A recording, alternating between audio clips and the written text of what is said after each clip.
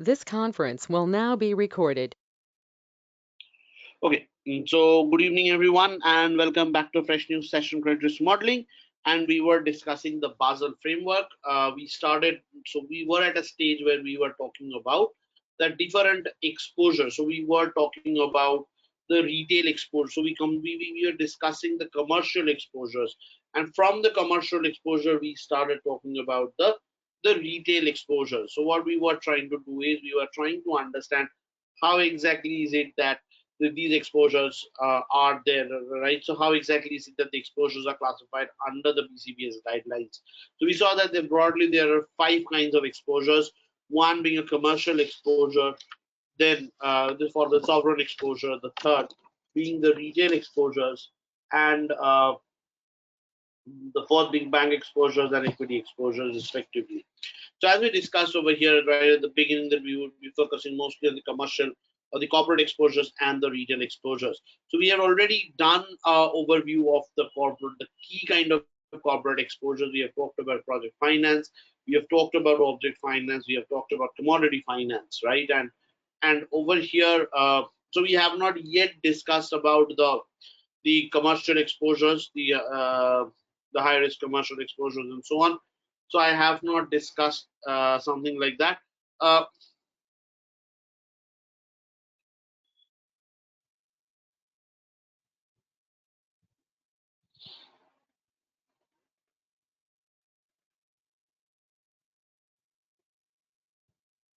so over here, what we are trying to talk about is the retail exposure, right? So we are trying to talk about how exactly is it that a retail exposure is done. So what is the low value of individual? So what are the key characteristics of a retail exposure? So we did not discuss the commercial exposures, the commercial the commercial mortgage exposures, because I wonder we because I thought of discussing them with the retail mortgage that we have, right? So we'll be talking about that separately. So having said that, so we started talking. So in the last session before we just closed it off, we started talking about the retail exposures, right? So when we talk about the retail exposures, what are the key characteristics of a retail exposure? So a retail exposure is an exposure which is which has low value of individual exposures and which has large number of exposures. And another important characteristic of this exposure is that these exposures are managed as loans. So even if you are using a credit card, right, that credit card is managed as a loan on the book of the bank, right? So that's that. So so these exposures are managed as loans.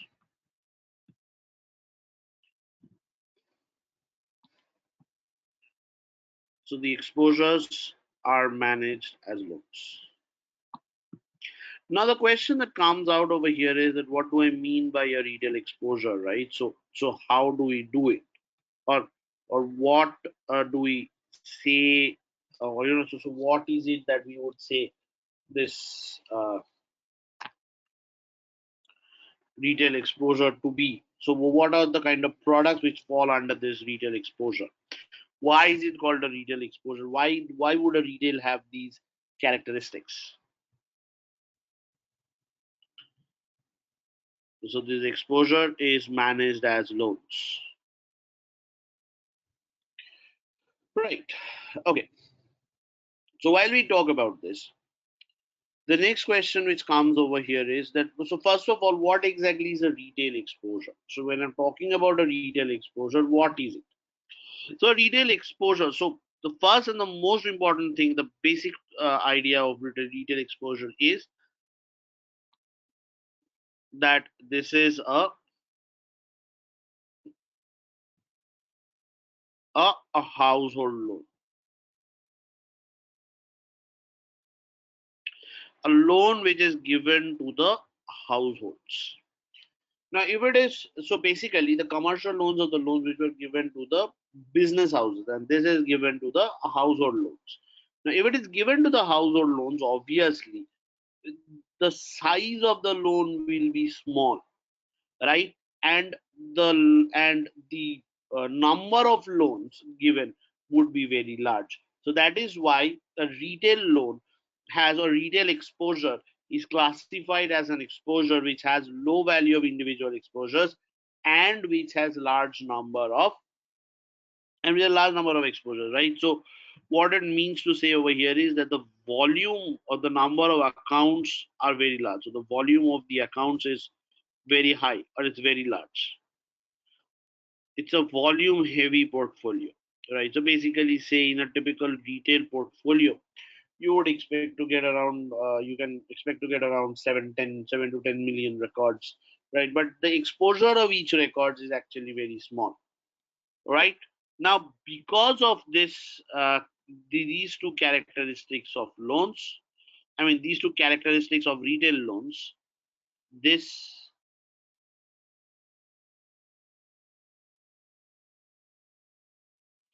because of this characteristic of retail loans, you know, what we generally get to see over here is the following.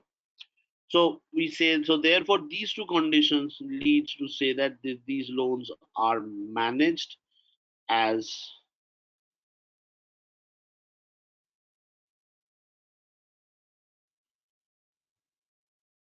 they are managed as pools of loans.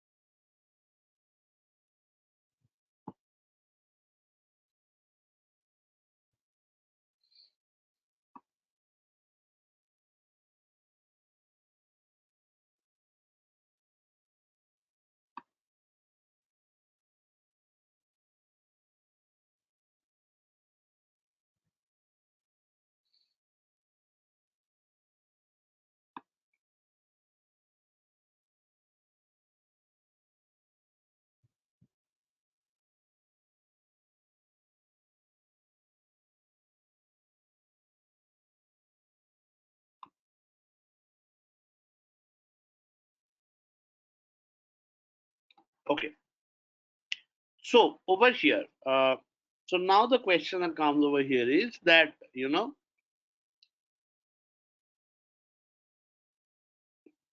that so this is the very generic or the very intuitive description of a retail exposure. So from here the next question which comes out is that how exactly is it that a retail exposure would be defined under Basel, under the BCBS guidelines? So that's the next part that we need to understand, right? So let's take it up from there. Okay, so now the first thing that we need to say is that uh, you know so so we need to explain each of these components, right? So when I say the low value of exposure, so what does this low value of individual exposure mean, right?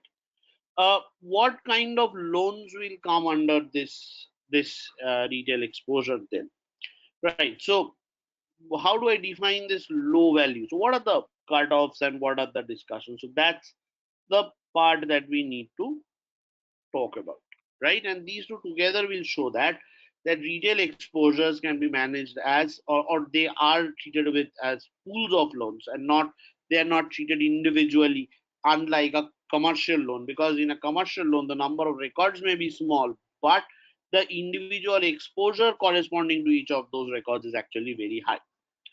So let's take the first point. And so the first point over here is the low value of individual exposure. So how do you define this low value? So what are the things which goes into this?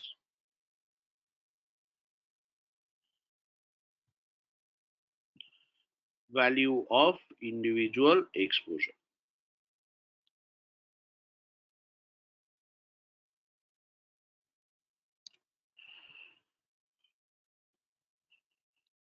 Sorry, before this, there will be another point, which is the characteristics of the borrower. So let's say the nature of the borrowers. So the first point that I need to study is that what is the nature of the borrowers, which is nature of the borrowers who are given the retail loan. So now this is a very important point. That is the nature of the borrowers. Now the first point it says is that the regulations or the guidelines says that exposures which are to individuals, exposures which are given to individuals. So let's say I take a credit card. So basically, I am an individual, right? So exposure to individuals are classified as retail loans, right? Irrespective of the fact the what the exposure is.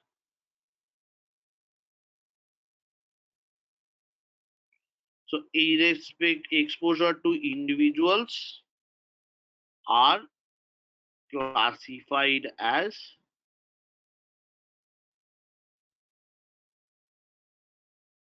so they are classified as retail exposures. So this is the first and the most important point, that if you are giving the loan to a borrower, right, who is an individual borrower, then that loan is or that exposure is called the retail exposure,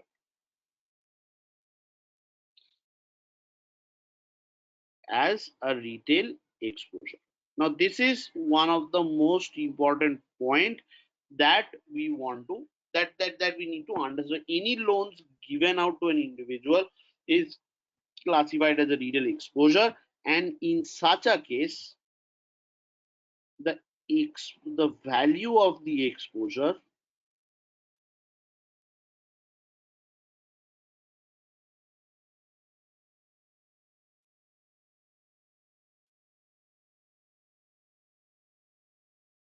the value of the exposure is irrelevant.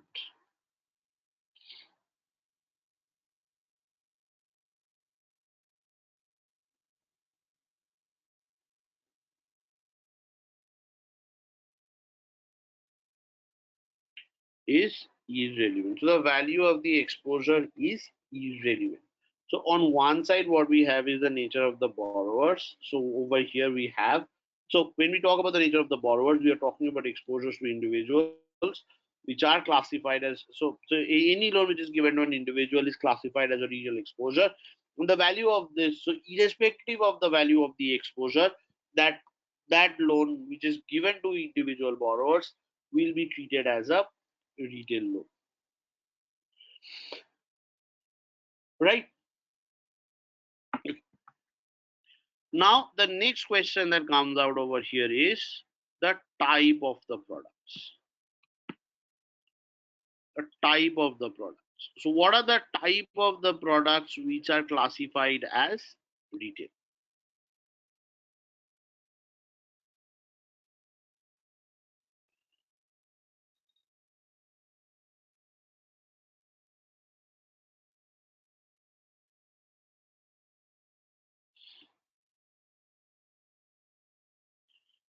So what we have over here is the type of the products.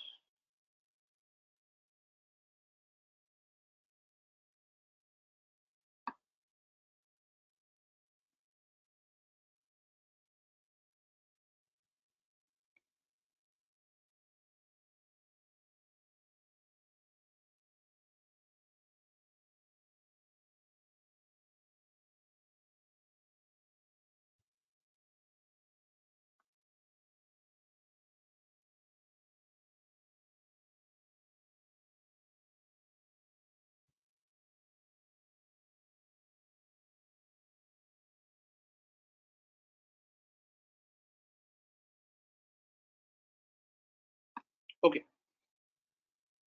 So type of products over here is so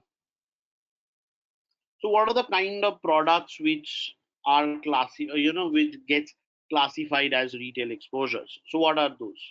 Right. So basically, products like credit cards,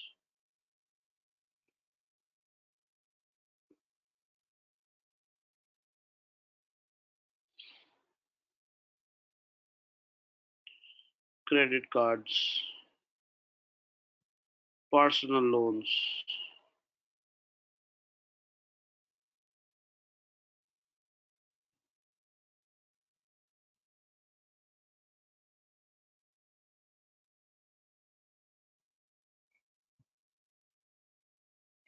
personal loans, right? Then you have auto loans or automobile loans.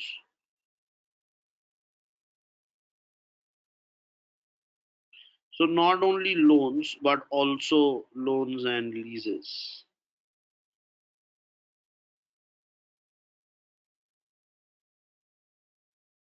Then you have residential mortgage.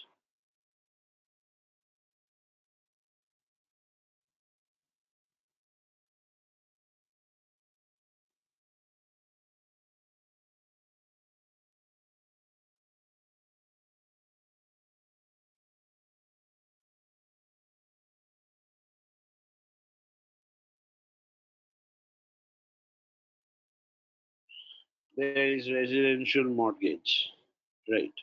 And similarly, so then you have other modes of personal finances, etc. So basically, it can be a student loan, it can be education loan, it can be marriage loans. So any form of personal finances, right, are clubbed under the type of products, right? So given that these are the ones that they are clubbed as retail exposures. So basically, one of the things that we can clearly see over here is, so all these are personal finances.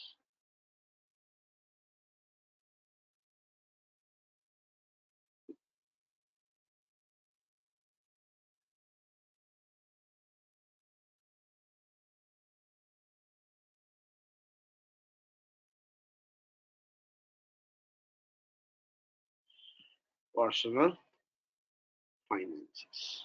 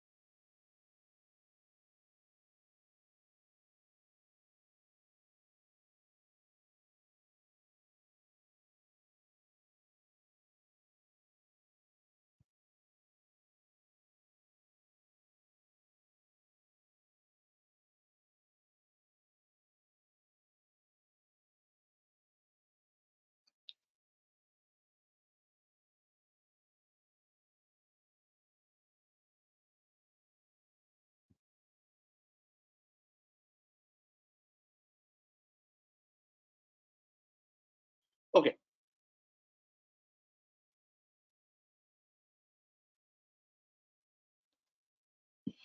so over here, what I have is I have the personal. So this is the type of product is basically personal finances. So basically, it's the idea is that given that the value of the exposure is irrelevant, so given that the loan is given individual, so any form of personal finances will be this. So as long as the credit falls in any of these two things, right? Now, the question that comes out is that when I talk about personal finances, right? So what is the cutoff beyond which, so up to which I'll consider it to be a personal finance? So according to the guidelines, it is if the loan is 1 million euro or less. So this is less than 1 million euro. So this is less than 1 million euro. Right. So once that I have is I have the personal finances. So up to what exposure size will I consider a finance to be a part of a personal finance? I will consider it to be a part of personal finance when a finance up to a level of personal finance, if and only if the total cutoff is less than 1 million euro. Right. So this is something that so this is how we would define that. Now the question is that I have talked about personal finances. Now there is a second possibility that uh, a loan is made to the small businesses.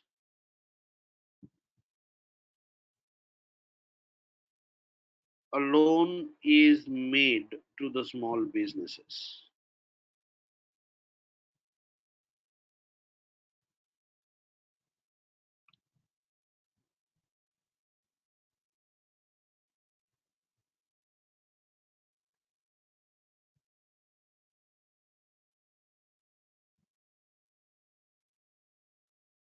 Let's say a loan is made to small businesses.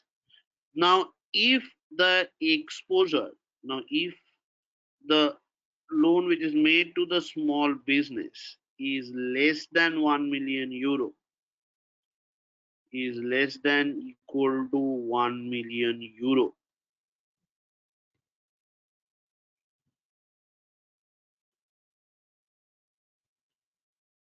equal to 1 million euro, then that loan will be managed as a retail loan. So that is the loan to be managed as a retail loan.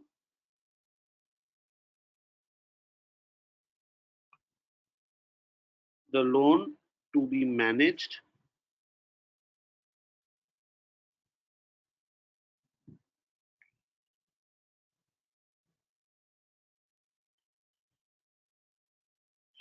loan to be managed as a retail loan.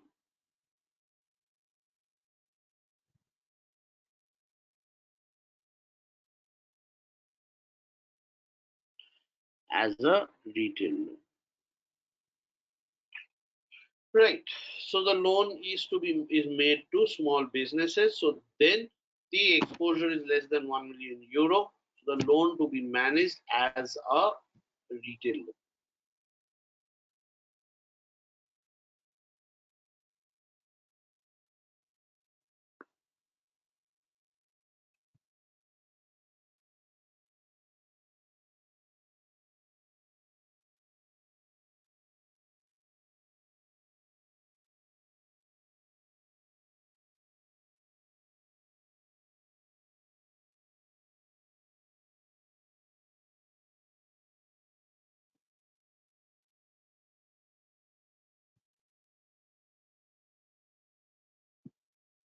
Okay.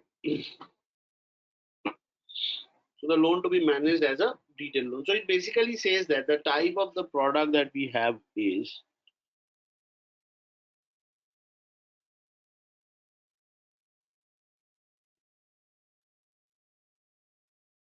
so the type of the products. So basically when I'm defining the retail exposure, I'm defining it in terms of the nature of the borrowers, in terms of the products for which it is built, right?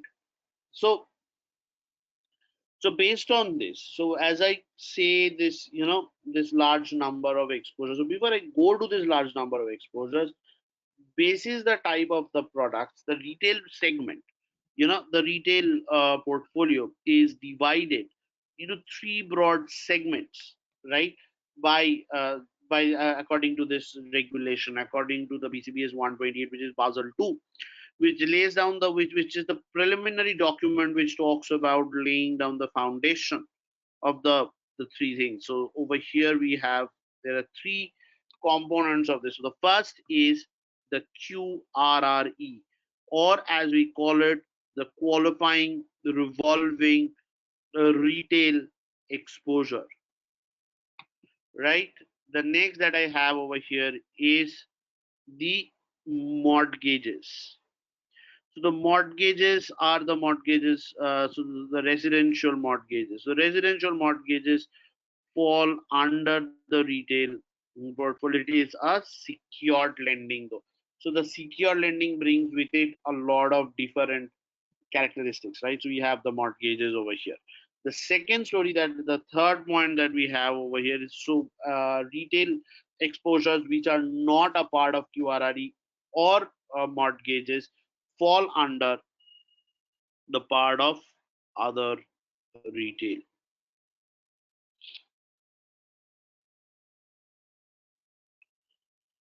right? So it falls under other retail.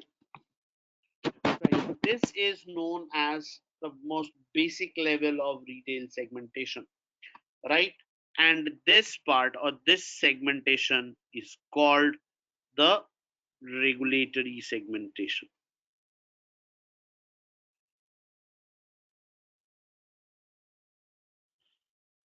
Segmentation is called the regulatory segmentation.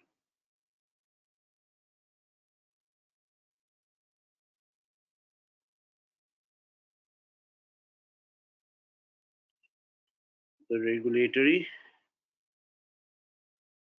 segmentation.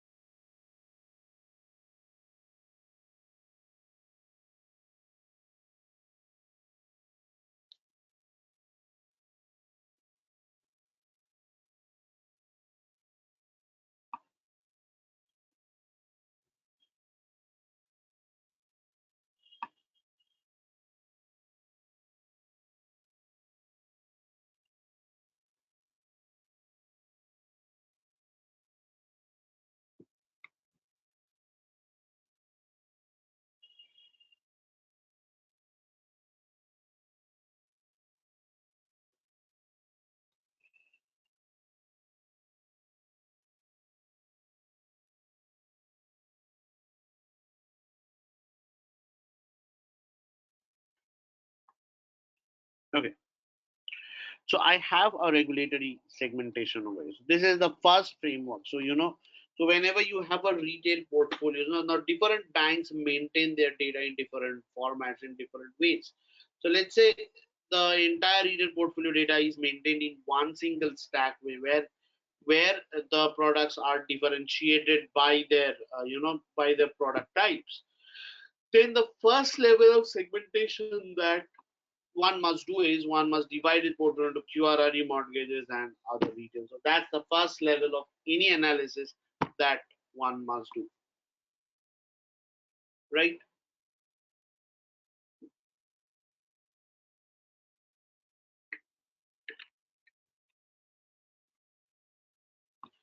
Okay.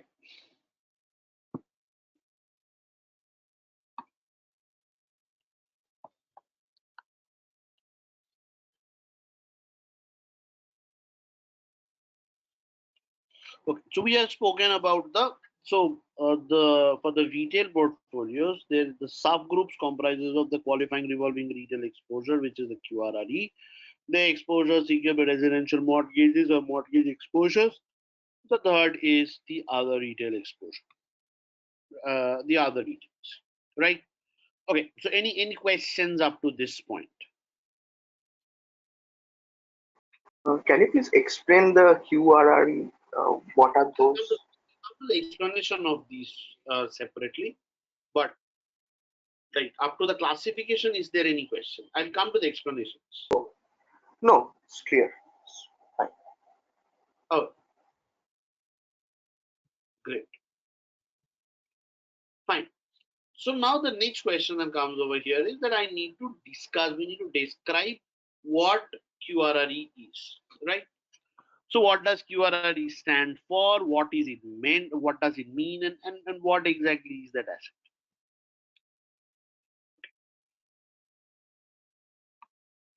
So let's start with this description over here. So it's qualifying.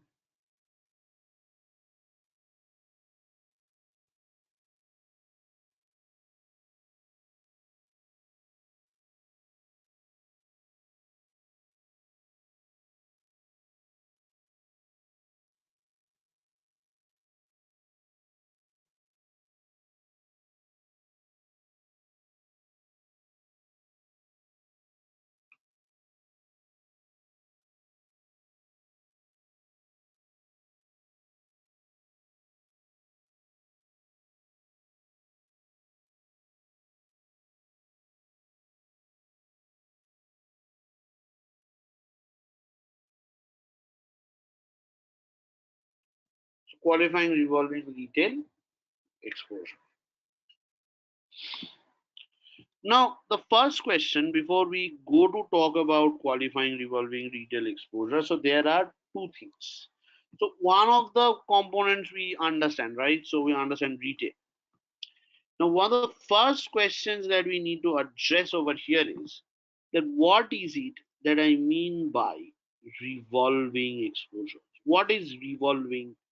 So what are revolving products?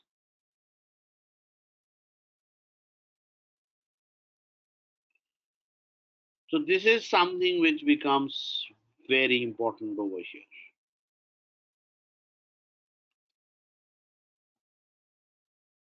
right? So revolving products over here are, so what are these revolving products? So the revolving products are those products, so these exposures are those exposures which are revolving in nature. So they are generally associated with a certain line of credit, a certain line of credit,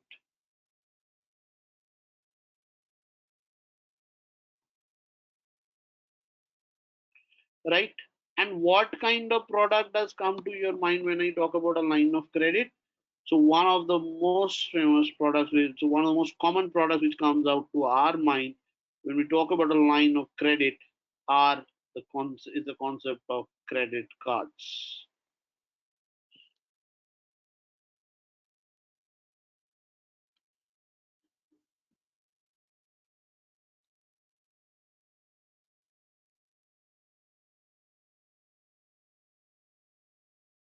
right?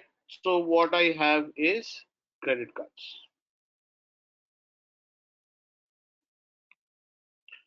Then another set of products which comes very close to credit cards are the concept of overdrafts.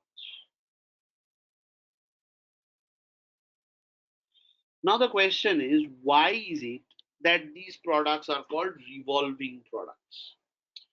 What are the characteristics of these revolving products then? So that's the next important question. So what are the key characteristics of revolving products?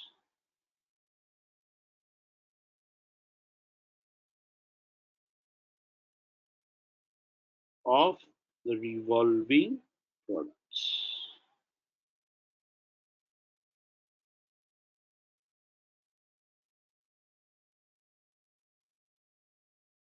So what we have over here is the characteristics of the revolving products.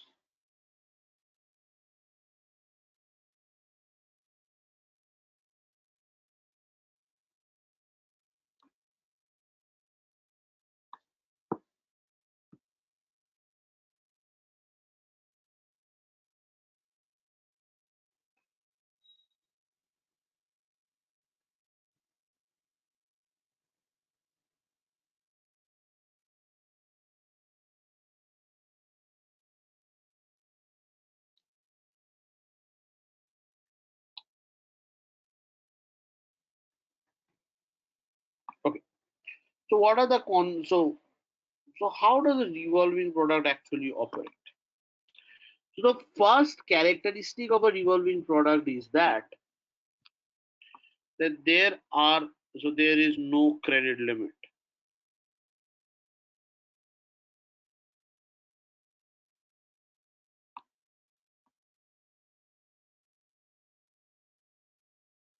There is no there is no maturity of the product, maturity or term.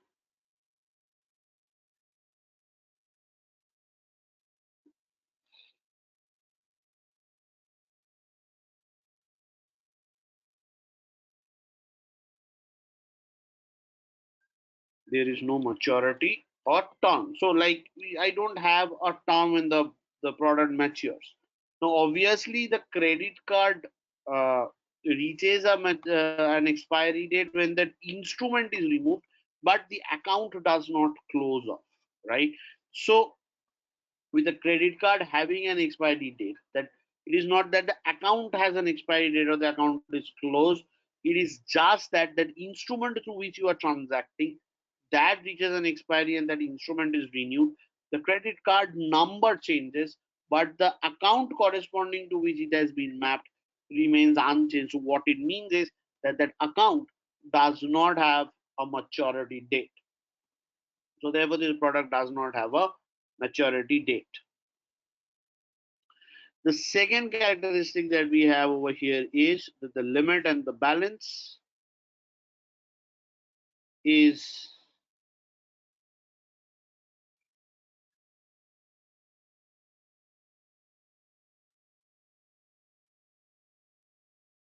so the product is characterized by a limit and a balance.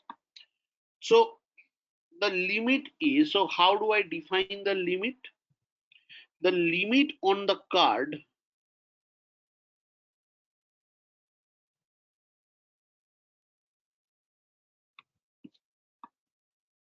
so the limit on the card is the maximum permissible amount of credit which can be used.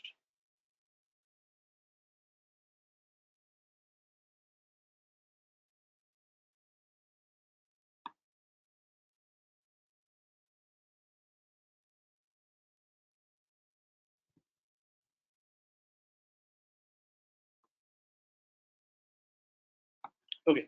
So limit on the card is the maximum permissible amount of credit which is used. Maximum permissible amount of credit which is used.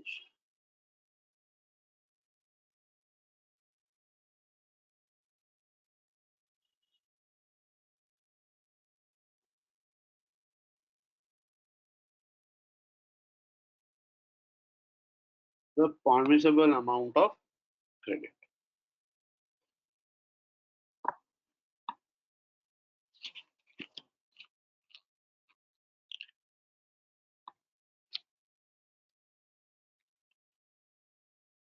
Right. So the permissible amount of credit that can be used is the limit.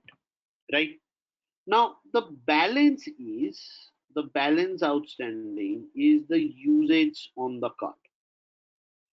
So the balance is the amount which has been used by the borrower on the card. Amount used by the borrower on the card.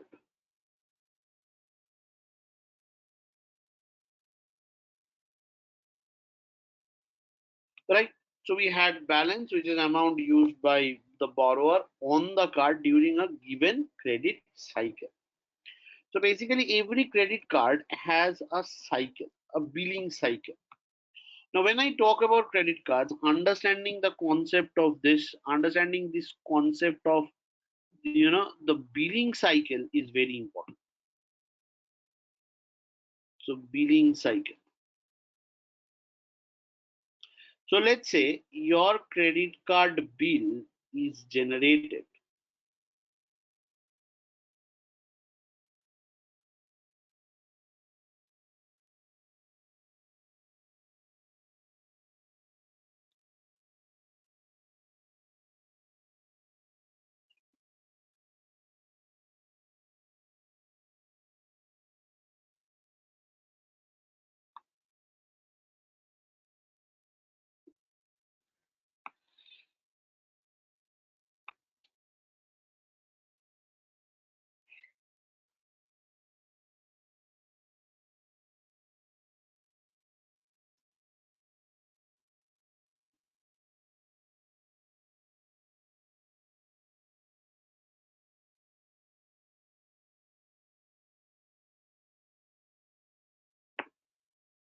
Okay, the billing cycle is, so let's say your bill is generated in on the 15th of every month.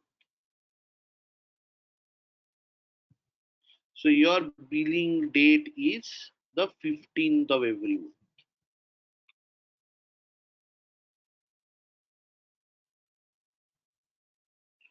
The 15th of every month. It's 9 o'clock. The 15th of every month, right? So your bill cycle is the difference between two dates. So your billing cycle is from the 16th of the month of the current month on which the bill has been generated right to the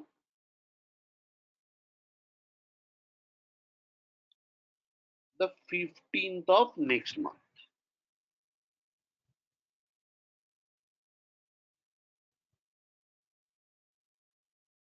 The 15th of the next month. Right? So this is the billing cycle, and this cycle happens every month.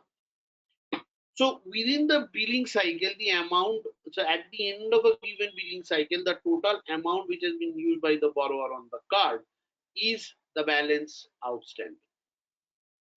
So this is, so over here what we see is that the limit permissible, so the permissible amount of credit is the limit remains the same. So the limit is decided at the time when the borrower is originated on the books of the bank.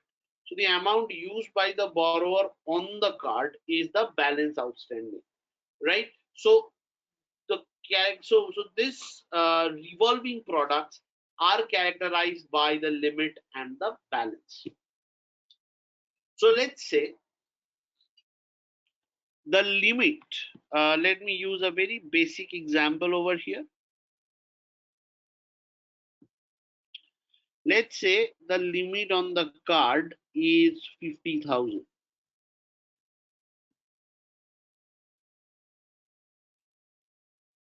Is 50,000. So at the end of a given cycle date, the balance is 10,000.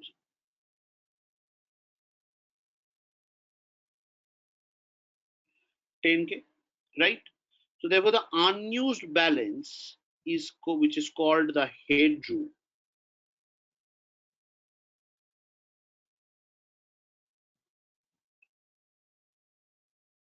So the headroom over here is the limit minus the balance. The total amount which is given to him minus the balance is the headroom, so which is 40K.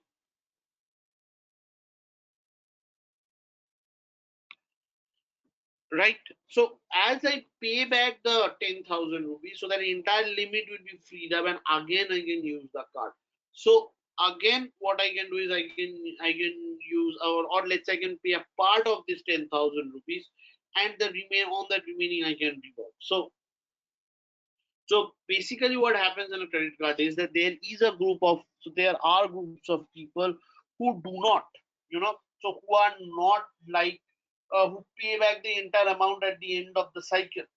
So what they do is, what they try to do is, they pay back a part of it, right, and do not pay the remaining part of it, and they kind of revolve on that, right? So these products are called revolving products because of the fact that that you revolve between using and non-using the credit. So once your credit has been, so once you have used your credit sufficiently, it becomes stuffed up. Then you clear up the limits, and then you can again use it. So every time you are using it, you're toggling between using and non-using that credit. So that is why this billing cycle. So that's the reason why this is typically called a revolving product, right? So a product. So while I talk about a typical revolving product, a retail revolving product, it is credit cards, right? On the other hand, you can also have other products like overdraft and so on, right? So these are the basic characteristics of revolving product. And one of the most important characteristic of this product is, that it is an unsecured loan. So this exposure, the revolving exposures are unsecured exposures.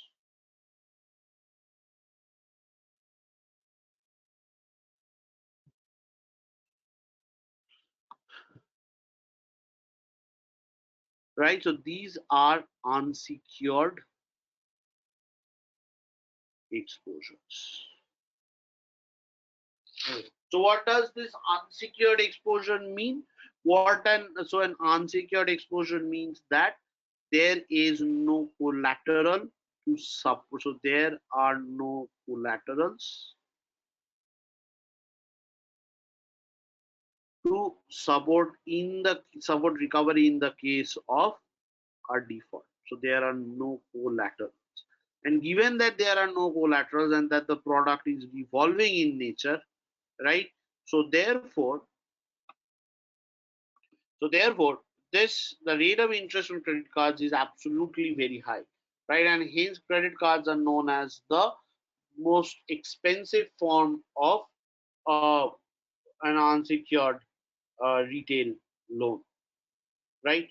That is another important characteristic that we would have for this revolving products,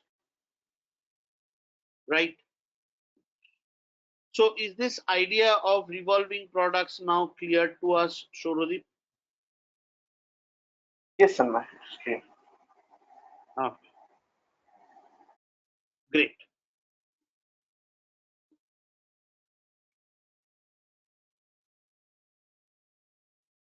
Anyone else today? Okay,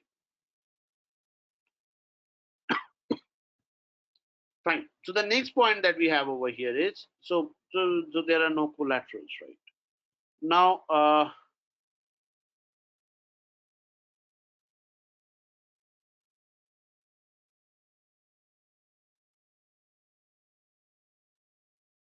so this is what the QRRE is. Now, while I talk about QRREs or these revolving products, especially the credit cards, right? Credit cards are a very important source of risk modeling, right? So modeling uh, the default zone, because credit card portfolios are some of the largest portfolios that a bank would host, right? And hence, what we need to do is we need to understand the nitty-gritties of these variables of these products in more details, right? Okay. So there are some basic variables which we always need to look at when we are trying to compare credit cards.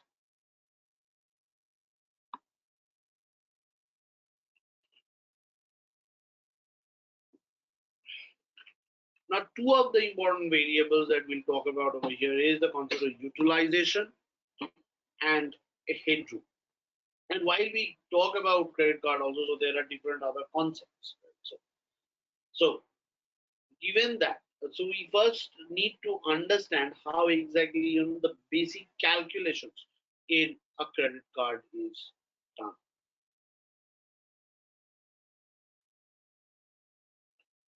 Okay.